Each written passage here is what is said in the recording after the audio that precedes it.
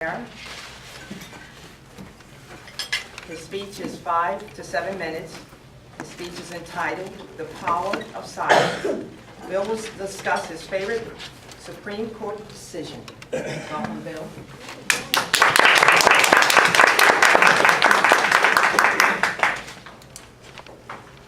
It is 1800. And the then sitting president, John Adams, has lost the first bitter election of this country's history. Will not be the last. The Federalists not only lost the White House, but they also lost the House and the Senate as well. And Jefferson and the Democrats are coming in. And John Adams, with his Secretary of State, John Marshall, are very upset about this. And they say, you know what? If they're taking the White House and they're taking the House and the Senate, we're going to pack the judiciary with Federalists. So the outgoing Congress creates a number of new federal judgeships. And the Senate quickly approves the appointed Federalists. And the night before the inauguration, John Adams is sitting in the Oval Office, signing the commissions. And the process goes like this. The president nominates someone, the Senate ratifies that appointment, the president signs the commission, the Secretary of State affixes the presidential seal, and the Secretary of State delivers the commission, and the newly appointed judge assumes the bench. It is the night before the election, and they are furiously filling out commissions. And at the same time, John Adams told his Secretary of State, John Marshall, he is now appointed and he's going to be the new Chief Justice of the Supreme Court. But when Thomas Jefferson and his Secretary of State, James Madison, come into the Oval Office after the inauguration, there are still appointments sitting on the president's desk. They've been signed and sealed, and they just haven't been delivered to the new judges. And Thomas Jefferson says these appointments are invalid because they were never delivered. I'm not delivering them. And he tells James Madison, do not deliver these. And one of those judges eventually gets frustrated enough, keeps asking for his commission, and they say no, and he says that I'm bringing a suit. So he brings a lawsuit, and like any good lawyer, this man named Marbury pulls out the law, which is the Judiciary Act of 1787.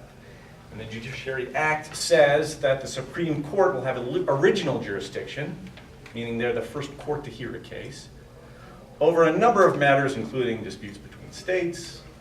One of the things is appointments of judges. So he brings a case in the United States Supreme Court. And the argument is, my commission is valid, it just has to be delivered. So this Judge Marbury sues the present Secretary of State, James Madison, saying, deliver my commission so I can become a judge. So Marbury v. Madison is the talk of the town. And Thomas Jefferson, the president, is not shy about his opinion on this. What he says is, the Supreme Court has no authority to tell the president what to do. And if John Marshall, the new Supreme Court justice, wants to try to tell me what to do, well then the whole country will see what sort of authority the Supreme Court has. So go ahead, I'm ready for it. At the time, as we all know, there are three branches of government. There's the presidency, the executive branch, there's Congress, which is the legislative branch, and there's the judiciary.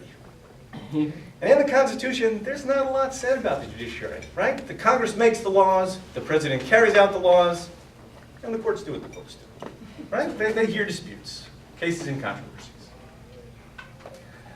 So this case comes up before the Supreme Court, and the questions are, can the Supreme Court tell the president what to do? Was the commission valid? Should Marbury and the other similarly situated judges should they be judges? And John Marshall, who should have recused himself, right? It's hard to imagine a case where doesn't, but he's in a quandary here. What do you do? Do you either agree with the president, the Democrats, that the Supreme Court does not have authority over the presidency, or do you side with Marbury? Do you find in his favor, and then you and everybody else knows what's going to happen? The president's going to say no. You're going to show to the world that the Supreme Court has no power. that it has empty words. What he does is deliver one of the most, I think, incredible decisions ever given by the Supreme Court. It is, if you appreciate logic and lateral decision-making, his solution is amazing. What he says is, the Supreme Court has the authority to tell the president what to do. The commission is valid. But we are not going to order its delivery because the Judiciary Act of 1787, the statute under which this judge sued, is invalid as unconstitutional. Ooh. If we pull up the Constitution, Article 3 says the Supreme Court has original jurisdiction over matters between states, matters between other countries, etc. What it does not include is original jurisdiction over appointments for positions such as judges. Because this act of Congress is inconsistent with the Constitution, and because it is the province of the courts to say what the law is, we strike down this act of Congress. Which was amazing. And everybody said, can they do that? Can they do that? And Thomas Jefferson said, well, I mean, we won. Whatever. You know, it doesn't matter anyway. And that's what happened. Not only did he find a way through the ins and outs, but he did a massive power grab. The Supreme Court has the ability to declare acts of Congress and the president as inconsistent with the Constitution. And the Supreme Court is a check over these other power players in the government. Amazing. And then the Supreme Court takes this massive power and does nothing with it for 50 years. 50 years, they do not strike down another federal statute. 50 years. Lawyers pass the bar, they come, they learn the law, and then they retire, never having seen this power been exercised. And what was first shocking becomes, well, that's the law, we'll see how it happens, which becomes, well, that's the law, which becomes, well, of course that's the law. It's incredible. I think it's an incredible decision. It's also a little bit of a warning. There are things you may find shocking, which we don't do anything about.